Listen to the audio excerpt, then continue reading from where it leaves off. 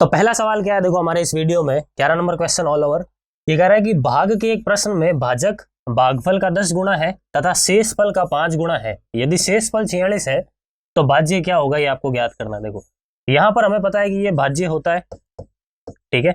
यहाँ पर हमें नीचे शेषफल मिलेगा, यहाँ पर भागफल और यहाँ पे भाजक। सवाल कह रहा है कि अगर शेषफल 46 है, ये लो शेषफल मैंने लिख दिया 46, तो सवाल कह रहा है कि शेषफल का 5 गुना है कौन, भाजक। जो भाजक है वो शेषफल का कितना गुना है, 5 गुना है। तो शेषफल कितना है मेरा, देखो 46 है, तो इस 46 का मैं 5 गुना कर दूंगा तो मुझे भाजक मिल जाएगा। तो 46 × 5 करते हैं, कितना मिल जाएगा मुझे, ये मिल जाएगा 230, यानी भाजक कितना आ गया, 230 आ गया। चलिए आगे बढ़ते हैं। सवाल कह रहा है कि भाजक भागफल का 10 गुना है, मतलब ये जो 230 है वो यहाँ पर जो भी संख्या है उसका 10 गुना है, तो इसका मतलब इसमें 10 का भाग लगा लो तो यहाँ पर भागफल मिल जाएगा। देख लो 23 का 10 गुना 230 हो गया। आई बात समझ में, मतलब जो जो इन्फॉर्मेशन थी उसकी हेल्प से हमने सब कुछ निकाल लिया, भाजक भी निकाल लिया, भागफल भी निकाल दिया और शेषफल भी निकाल दिया। अब आपको भाज्य पूछा है तो भाज्य निकाला तो बहुत इजी है। कैसे निकालते हैं, भाजक इंटू भागफल, भाजक इंटू भागफल और प्लस कर लो शेषफल, आपका आंसर आ जाएगा। तो यहाँ पर हम क्या करेंगे, 230 × 23 और प्लस का क्या हो जाएगा 46। तो 23 × 23 कितना हो गया 529, पीछे ये 0 है तो 0 लग गया और प्लस इसमें 46 कर लेंगे। अब इनको ऐड करना है तो यहाँ पे आ जाएगा 6, 9 और 4 13, यहाँ पर आ जाएगा 1, ये हो गया 3 और ये हो गया 5, यानी हमारा आंसर क्या हो गया 53 36। इस सवाल का करेक्ट आंसर क्या होगा 53 36। क्लियर। तो आई होप अच्छी तरीके से सवाल समझ में आ चुका है। तो हेलो फ्रेंड्स, फिर से एक बार आप सभी का स्वागत है डिजिटल तैयारी यूट्यूब चैनल पर। मेरा नाम है चेतन पारिक। आर.एस. अग्रवाल की हिंदी वाली बुक हम सॉल्व कर रहे हैं, ठीक है। हमारा टॉपिक जो है वो चल रहा है नंबर सिस्टम, पार्ट बी हम कर रहे हैं। पार्ट ए हमने पहले कर लिया था, फिर पिछले पार्ट से यानी पार्ट नंबर 13 से हमने पार्ट बी के कुछ सवाल स्टार्ट कर दिए थे। अब जो जो सवाल बच गए इस पूरे चैप्टर के वो हम इस पार्ट के अंदर खत्म करेंगे, यानी पार्ट नंबर 14 के अंदर खत्म करेंगे और ये हमारा लास्ट पार्ट रहने वाला है। उसके बाद ये चैप्टर पूरी तरीके से खत्म, ठीक है। तो शुरू करेंगे अगले सवालों को। एक सवाल जैसे ये वाला तो हमने कर ही लिया था, ठीक है। अब अगला सवाल क्या है देख लेते हैं इस वीडियो में। 1 बाय 1 आप साथ साथ में ट्राई जरूर करते रहे, एक एक सवाल को, आपकी प्रैक्टिस होती रहेगी, ठीक है। ये कह रहा है कि 4 प्राकृत संख्याओं में से 3 को क्रमागत लेकर जोड़ने पर योगफल क्रमशः ये प्राप्त होते हैं। तो फिर ये संख्याएं क्या है ये आपको ज्ञात करना है। ऐसा सवाल हमने पार्ट ए के अंदर किया था। मान लो 4 संख्याएं ए, बी और सी और एक डी है। ये कह रहा है कि 3 को पकड़ो, यानी ए, बी और सी को पकड़ो, योगफल 180 आएगा।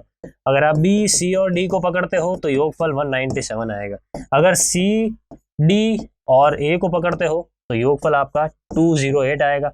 और अगर आप डी, ए और बी को पकड़ते हो तो योगफल आपका 222 आएगा। यानी एट अ टाइम 3 क्रमागत संख्याओं को जब आप लेते हो तो योगफल आपको ये मिल रहा है।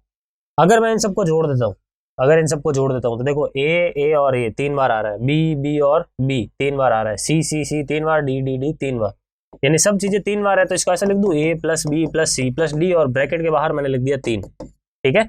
और बाकी इन सबको भी जोड़ लेते हैं। तो 8 और 2 10 हो गए, 10 और 7 कितने हो गए 17, यहाँ पर आ गया 1, 9 और 9 18 और 2 कितने हो गए 20, आगे चला जाएगा 2, 2 और 2 4, 4 और 4 कितने हो गए 8, यानी ये कितना मिल गया 807।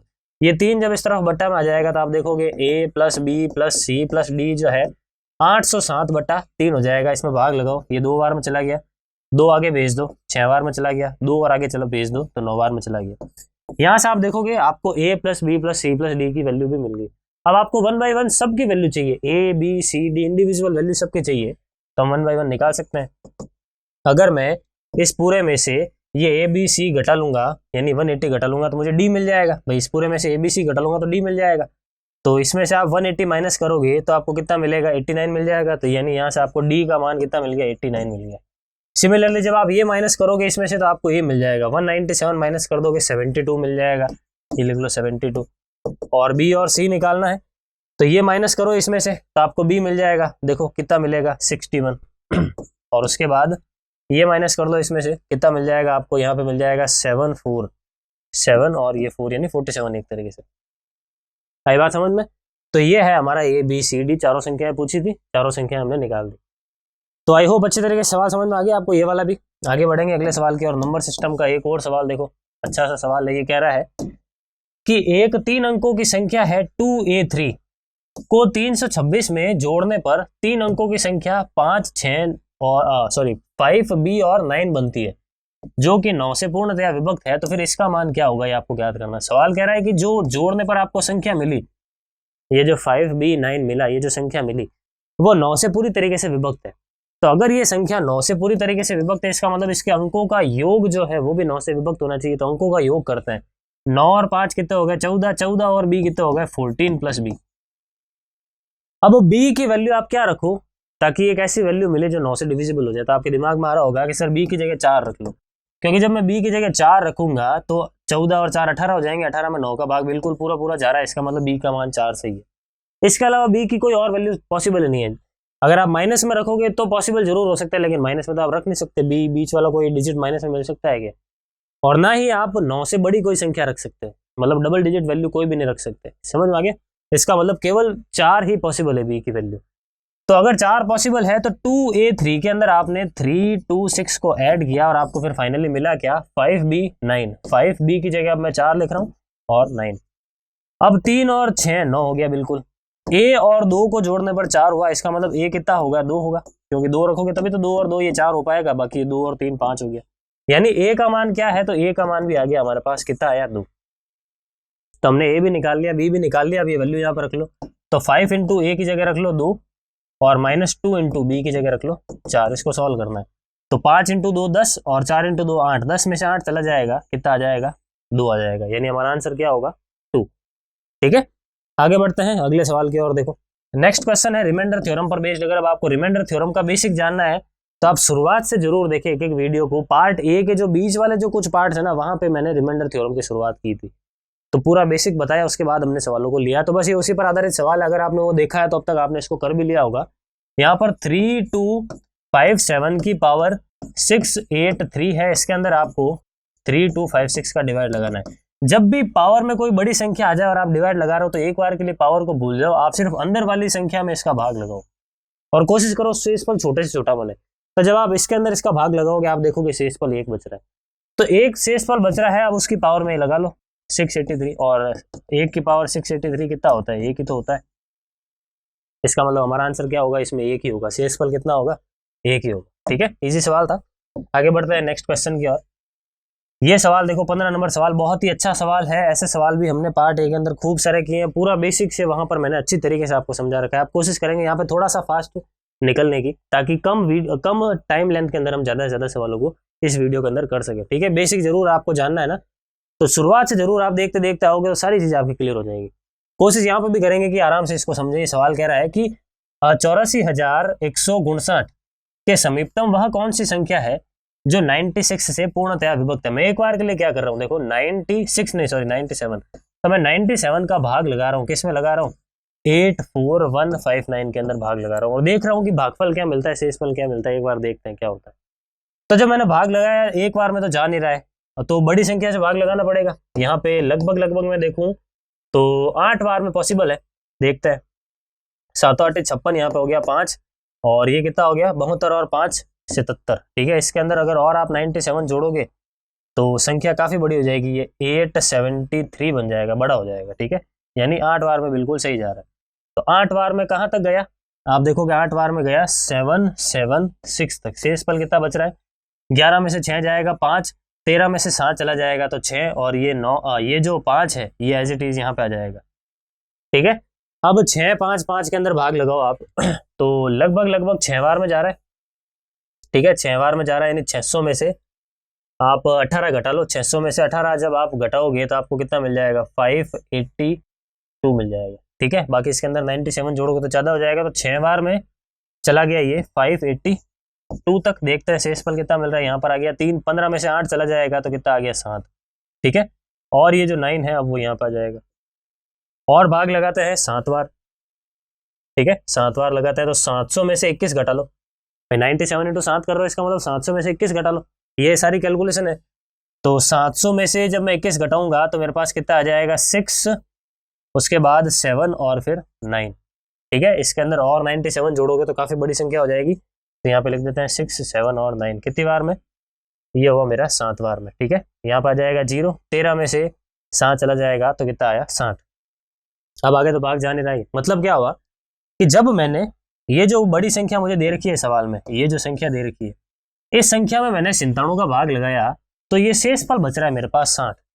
अगर मैं ये शेषफल इस संख्या में से घटा लेता हूं, अगर ये शेषफल मैं इस संख्या में से घटा लेता हूं तो मुझे एक ऐसी संख्या मिलेगी जो 97 से पूर्णतः विभक्त होगी, और एट द एंड मुझे यही चाहिए, पूर्णतया विभक्त संख्या चाहिए। अभी समीपतम की बात नहीं कर रहा हूं मैं, सिर्फ इतनी बात कर रहा हूं कि विभक्त होनी चाहिए।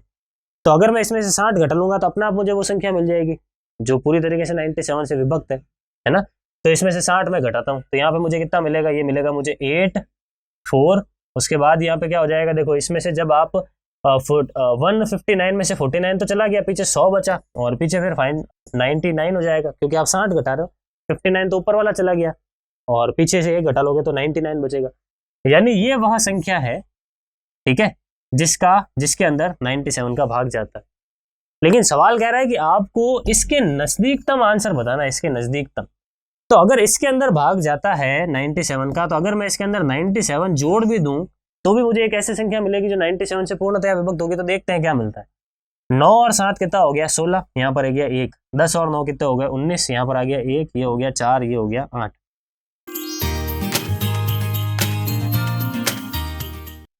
ठीक है, चलो ये चीज मिल गई।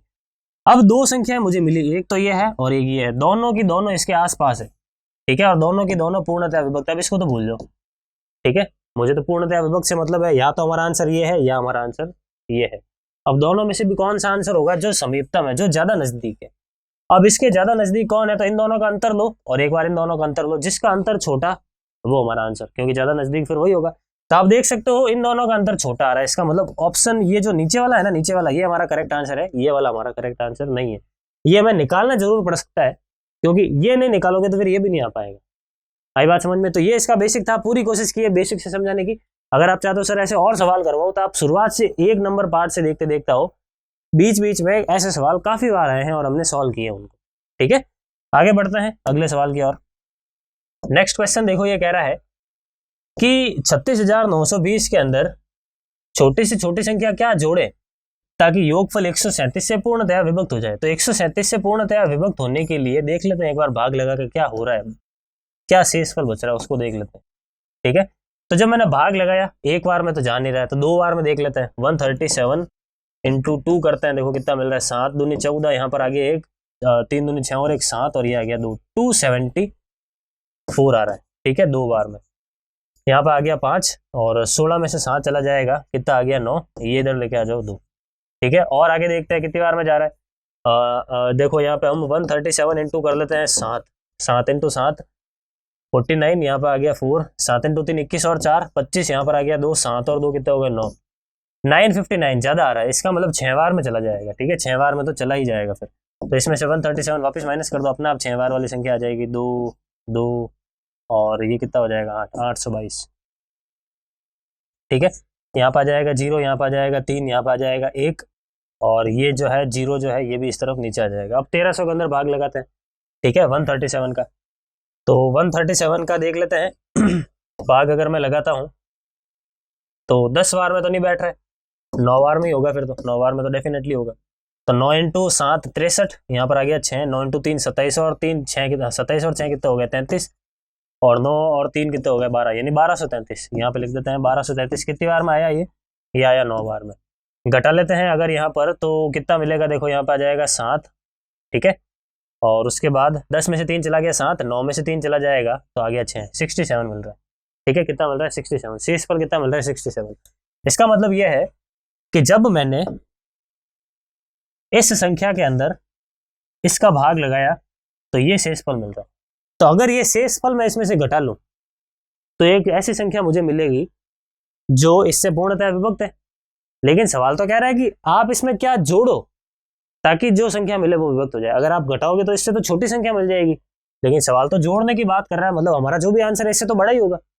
इसका मतलब क्या हुआ कि एक बार आप 67 घटा लो तो वो संख्या मिलेगी जो पूर्णतः विभक्त है। उसके अंदर फिर हम वापस से 137 को जोड़ लेंगे। तो जैसे आप 137 को जोड़ोगे आपको एक ऐसी संख्या मिलेगी जो इससे बड़ी भी होगी, और आपको अपना पता चल जाएगा कि आप इसके अंदर क्या संख्या जोड़ना चाहते हैं।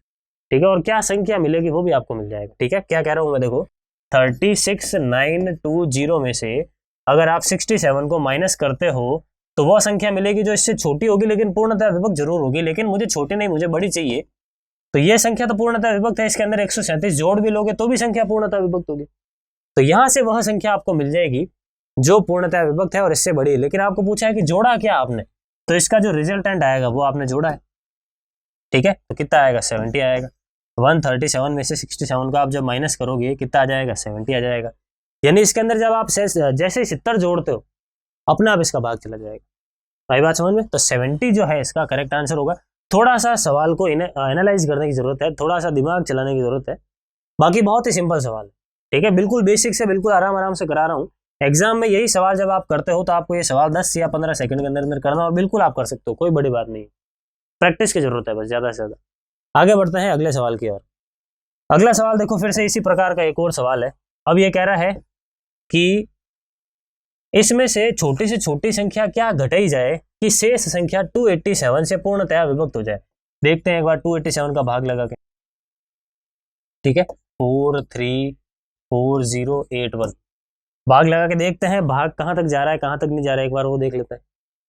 तो एक बार में तो जा ही रहा है, 2 बार में जा सकता है क्या? 2 बार में 600 में से 600 में से आप घटा लोगे कितना, 26 घटा लोगे, बड़ा हो जाएगा। एक बार में देखते हैं तो 287 करता है, ठीक है।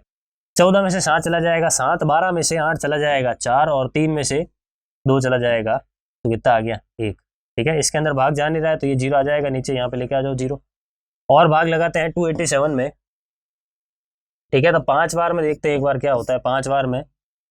तो 7 पंजे 35, यहाँ पर आ गया 3 40, और 3 43, यहाँ पर आ गया 4 और 10, और ये कितना हो गया 14, बिल्कुल 1435 मिल रहा है। कितनी बार में, 5 बार में, ठीक है। शेष फल कितना आया, 35, ये 8 आ जाएगा नीचे। देख सकते हो एक बार में और जा रहा है 287, यहाँ पे लिख रहा हूँ आगे का हिसाब किताब। ये 1, 15 में से 8 चला जाएगा 7 आ गया, और ये जो 1 है ये भी इस तरफ आ जाएगा, ठीक है। अब 287 का भाग अगर उसमें लगाते हैं तो 3 बार में 900 में से घटाओगे तो बड़ा ज्यादा हो जाएगा, 2 बार में ही देखते हैं फिर तो, है ना। 2 बार के अंदर देख लेते हैं। तो 287 इंटू 2 कर लो, कितना आएगा, यहाँ पर 16 और 1 17, यहाँ पर आ गया 1, और ये हो गया 5, ये आ गया 574। कितनी बार में, ये कितनी बार में, 2 बार में, ठीक है। शेषफल देख लेते हैं।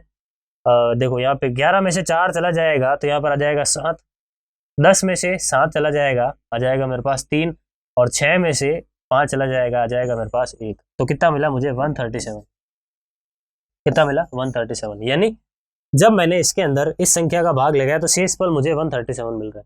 अगर ये 137 में इस संख्या में से घटा लेता हूँ तो अपना वो संख्या मिलेगी जिसमें भाग पूरा पूरा चला जाएगा। यानी एट दी एंड इस सवाल में आपको इनडायरेक्टली यही पूछा है कि इसके अंदर इसका भाग देने पर शेषफल क्या आ रहा है। तो हमारा आंसर क्या हो गया, 137।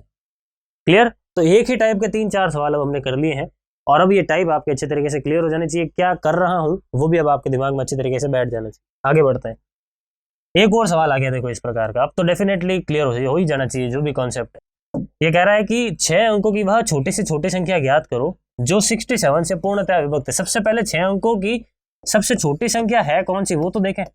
तो 6 अंकों की सबसे छोटी संख्या कौन सी होती है, 1 लाख होती है। इससे छोटे की तरफ अगर आप जाते हो तो फिर वो 5 डिजिट नंबर बन जाएगा, लेकिन आपको 6 डिजिट नंबर चाहिए। तो सबसे छोटी संख्या तो ये है। अब 67 से डिविजिबल है या नहीं है वो भी बात नहीं कर रहा हूं मैं, ठीक है, अब वो देखेंगे। तो सबसे छोटी संख्या तो लिख दी। अब मैं इसके अंदर एक बार देखता हूं भाग लगा के 67 का, और देखते हैं क्या हो रहा है, ये 67 से डिविजिबल है या नहीं है। अगर नहीं है तो क्यों नहीं है वो सब पता करते हैं। तो देखो एक बार में भाग चला गया 67, शेषफल आ गया 33, ये आ जाएगा 0 यहाँ पे। इसके अंदर आप भाग लगाओ, देखो 5 बार के अंदर भाग लगाओगे तो ज्यादा हो जाएगा, 4 बार के अंदर लगाते हैं तो 240, और यहाँ पे कितना हो जाएगा 4 बार में 28, ये कितना आ जाएगा 8, 6 और 2, ठीक है। ये आ जाएगा 2, और 13 में से 6 चला जाएगा कितना आ जाएगा मेरे पास, ये आ जाएगा 7, ठीक है। और ये जो है अच्छा एक बार और जा सकता था 72 अगर हमारा आ रहा है तो पॉसिबिलिटी तो है एक बार और जाने की। 4 की जगह 5 बार में देख लेते हैं यहाँ पे, है ना। 4 की जगह 5 बार ट्राई करें एक बार, तो 5 बार में यहाँ पर मुझे मिल जाएगा कितना, 5 बार में 300 तो यही हो गया, और 7 इंटू 5 35 बड़ा हो रहा है। 5 बार में तो नहीं हुआ, 5 बार में नहीं हुआ, इसका मतलब मैंने शायद घटाया गलत था पिछली बार, कोई बात नहीं 4 से कर लेते। तो 4 से किया तो 240 और ये 28 जोड़ लोगे कितना आ जाएगा 8, 6 और 2, यहाँ पर मैंने शायद घटाया गलत था। तो 10 में से 2 8 चला जाएगा तो ये आ जाएगा 2, उसके बाद 12 में से 6 चला जाएगा तो कितना आ जाएगा 6, 62 आएगा, ठीक है। पिछली बार शायद मैंने घटाया गलत, कोई बात नहीं। उसके बाद अब क्या होगा, ये जो 0 है ये भी यहाँ पे आ जाएगा, फिर से डिवाइड लगाओ, देखो कहाँ तक जा रहा है। तो 10 बार में तो बड़ा हो जाएगा, 9 बार में बिल्कुल पूरा पूरा जा रहा है, ठीक है, 9 बार में जा रहा है। तो 9 से गुणा कर लो, 9 7 63, यहाँ पे आ गया 6 54, 9 6 54 और ये कितना हो गया 60, 603। शेषफल कितना आ रहा है 17, ये 0 जो है ये भी यहाँ पर आ जाएगा। ठीक है, अब इसके अंदर और लगाओ तो 2 बार में जा रहा है, 2 बार में कहाँ तक जा रहा है, ये जा रहा है आपके पास, इसको 2 से गुणा कर लो 120 और 14 134 तक जा रहा है। ठीक है, 134 तक जा रहा है। शेषफल कितना आ रहा है, तो वो मैं इस तरफ लिखता हूँ, शेषफल आ रहा है मेरे पास 36। ठीक है, शेषफल कितना आ रहा है 36 आ रहा है। अब मतलब ये हुआ कि जब आप 1 लाख के अंदर 67 का भाग लगाते हो तो 36 शेषफल आ रहा है। मतलब अगर आप 36 इसमें से घटा लेते हो तो आपको वह संख्या मिलेगी जो पूर्णतया विभक्त होगी 67 से। इसका मतलब इस संख्या में से मुझे 37 को घटाने की जरूरत है। ठीक है, 37 को घटाने की जरूरत है तो वह संख्या मिलेगी जो 67 से पूरी तरीके से विभक्त है। लेकिन जब आप 67 इसमें से घटाओगे तो होगा क्या कि वह संख्या 5 अंकों की संख्या बन जाएगी, 5 डिजिट की संख्या बन जाएगी। लेकिन आपको तो 6 डिजिट की चाहिए। इसका मतलब आप इसके अंदर फिर से 67 को ऐड कर लो, क्योंकि ये जो संख्या घटाने पर मिलेगी वो पूर्णतः डिविजिबल है। तो 67 जोड़ लोगे तो भी संख्या एक ऐसी मिलेगी जो डिविजिबल होगी पूरी तरीके से। और 67 जोड़ने पर होगा क्या कि ऑल ओवर जो ये पूरा सॉल्व करने पर मिलेगा वो अपने आप 6 अंकों का भी हो जाएगा, इससे बड़ा भी हो जाएगा और विभक्त भी हो जाएगा। तो इसको और इसको देखोगे, प्लस का 30 मिलेगा, प्लस का 30 इसमें जोड़ दोगे तो कितना हो जाएगा, ये हो जाएगा 1 लाख और पीछे ये 30। ठीक है, तो ये होगा हमारा करेक्ट आंसर। आई बात समझ में? तो अब अच्छी तरीके से क्लियर हो जाना चाहिए। अच्छी तरीके से एनालाइज कर करके सवाल मैंने आपको करवा दिया है। आगे बढ़ते हैं अगले सवाल की ओर। ये सवाल है, इसका मैं बेसिक नहीं बताऊंगा, डायरेक्ट कैसे करना है वो बताऊंगा। बेसिक मैंने पार्ट ए के अंदर पूरा डिटेल में बता रखा है कि जब आप किसी संख्या को इससे भाग लगाते हो तो ये शेषफल बचेगा, तो उसी संख्या को इससे भाग लगाओगे तो शेषफल क्या बचेगा। तो चेक करो क्या इसके अंदर इसका भाग पूरा पूरा जाता है क्या। बिल्कुल जाता है। आप इसके अंदर भाग लगा के देख सकते हो, भाग पूरा पूरा जाता है। तो अगर भाग जाता है तो आप 48 के अंदर डायरेक्टली इसी का भाग लगा लो, तो जो मिलेगा भाई आपका शेषफल है। तो एक बार में भाग चला गया, शेषफल कितना मिल रहा है आपको, शेषफल मिल रहा है 19। भाई 48 के अंदर इसका भाग लगाओगे, शेषफल आपको कितना मिल गया, 19 मिल गया। यही आपका क्या है, आंसर। अब ये क्या किया, क्यों किया, तो ये आपको पार्ट है, आपको पूरा पूरा देखना पड़ेगा। ठीक है, तो वो जरूर देख लें। और आपने देखा ही होगा, मुझे आप पर पूरा भरोसा है और आपने अच्छी तरीके से सवालों को सॉल्व किया है मेरे साथ साथ। ठीक है, आगे बढ़ते हैं। अगला सवाल ये कह रहा है कि किसी संख्या को 11 से गुणा करने पर वह 180 से उतनी अधिक हो जाती है जितनी वह आरंभ में 180 से कम थी, तो वह संख्या ज्ञात कीजिए। मान लिया वह संख्या y है। ठीक है, मान लिया वह संख्या y है। तो ये कह रहा है कि किसी संख्या को 11 से गुणा करने पर, इस संख्या को 11 से गुणा कर दिया मैंने, तो वह संख्या 180 से उतनी ही अधिक हो जाती है। ये जो संख्या है वो 180 से अधिक हो गई। कितनी अधिक हो गई, मान लिया x अधिक हो गई, जितनी वह आरंभ में 180 से कम थी। जितनी वह आरंभ में कितनी थी, 180 से जितना कम थी उतना ही जितना पहले यहाँ पर आपने बढ़ाया। तो जो गैप है ना उसको मैंने x मान लिया। अब इन दोनों को सॉल्व कर दो और भाई निकाल लो, इन दोनों समीकरणों को जोड़ लो। ये कट जाएगा, 180 और 180 कितना हो जाएगा, 360, और ये 11 और 1 कितना हो गया, 12 भाई। तो 12 भाई अगर 360 है तो फिर भाई कितना हो जाएगा, 360/12 यानी 30। ठीक है, यानी वह संख्या कितनी है, 30 है। 30 हमारा करेक्ट आंसर। जैसे जैसे सवाल कह रहा है वैसे वैसे लैंग्वेज को समीकरण की फॉर्म में बदल लो और उसको सॉल्व कर लो। ठीक है, आगे बढ़ते हैं अगले सवाल की ओर।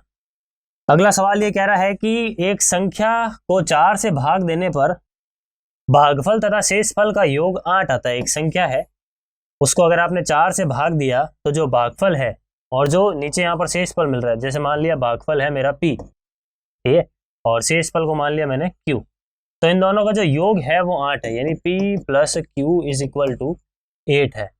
और उनके वर्गों का योग 34 है। वर्गों का योग यानी p² + q² = 34 है।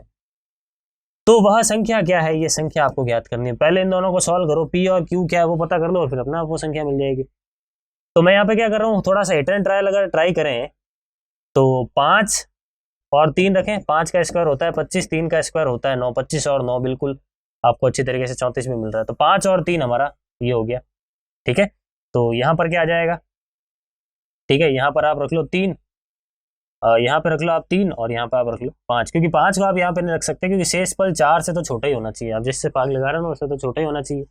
अब इन दोनों का गुणा करो, 5 × 4 20 और 3 कितने हो गए, 23, यानी वह संख्या कौन सी है, 23 है। ठीक है, आगे बढ़ते हैं अगले सवाल की ओर। अगला सवाल ये कह रहा है कि 3 संख्याओं का अनुपात आपको दे दिया इसने, साथ ही साथ ये कह रहा है कि उनके वर्गों का जो योग है वो 127 है। तो वह संख्या क्या है ये आपको ज्ञात करना है। देखो, तो 2 x 3x और 4x मान लिया ये मेरी संख्याएं हैं, अगर इनका वर्ग कर लूं तो कितना हो जाएगा 4x square plus 9x square plus 16x square. तो ये 4 और 16 कितने हो गए 20, 20 और 9 कितने हो गए 29। तो 29x स्क्वायर बराबर है मेरे पास 116। ये जो 29 इस तरफ भाग लगाऊंगा तो यहाँ से मुझे कितना मिलेगा x स्क्वायर बराबर 4 मिल जाएगा। अगर x स्क्वायर 4 मिल रहा है इसका मतलब x कितना मिल गया 2 मिल गया। अगर x 2 मिल गया तो यहाँ पे रख दो, ये कितना हो गया 4, ये हो गया 6, ये हो गया 8। तो 4, 6 और 8 ये क्या है हमारी संख्याएं हैं। ठीक है, आगे बढ़ते हैं। थर्ड लास्ट क्वेश्चन है हमारे इस चैप्टर का, ये कैलकुलेशन बेस्ड क्वेश्चन है। ठीक है, ऐसे सवाल हमने पार्ट ए के शुरुआती जो पार्ट आए थे ना, शुरुआती जो सवाल थे वहां पर हमने ऐसे खूब सारे सवाल किए हैं। यहाँ पर ये जो 719 लिखा है इसको मैं ए लिख रहा हूँ, और ये जो 187 लिखा है इसको मैं बी लिख रहा हूँ। बार बार इतनी बड़ी बड़ी संख्या लिखूँ इससे अच्छा डायरेक्ट लिख रहा हूँ। तो ये ए माइनस बी का whole square plus A plus B का होल स्क्वायर बन गया, और नीचे आप देखोगे ए स्क्वायर प्लस का बी स्क्वायर बन गया। इस फॉर्मूले को ओपन करें तो ए square minus 2ab plus B square, और इस फॉर्मूले को ओपन करें तो ए स्क्वायर प्लस का 2ab प्लस का बी स्क्वायर, और बट्टा में क्या आएगा, बट्टा में आ जाएगा a square plus B square. देखो ये कट गया, ए स्क्वायर और a square 2a square, b square और बी स्क्वायर 2b स्क्वायर। दो अगर कॉमन ले लोगे तो अंदर क्या बचेगा a square plus B square. तो ए स्क्वायर बी स्क्वायर और नीचे भी a square b square cut गया, तो फाइनली बचा क्या मेरे पास केवल और केवल 2 बचा। आई बात समझ में? तो 2 होगा हमारा करेक्ट आंसर इस सवाल में। आगे बढ़ते हैं सेकंड लास्ट सवाल की और फटाफट से देखो अगला सवाल भी कुछ इसी प्रकार का है, कैलकुलेशन बेस्ड क्वेश्चन है।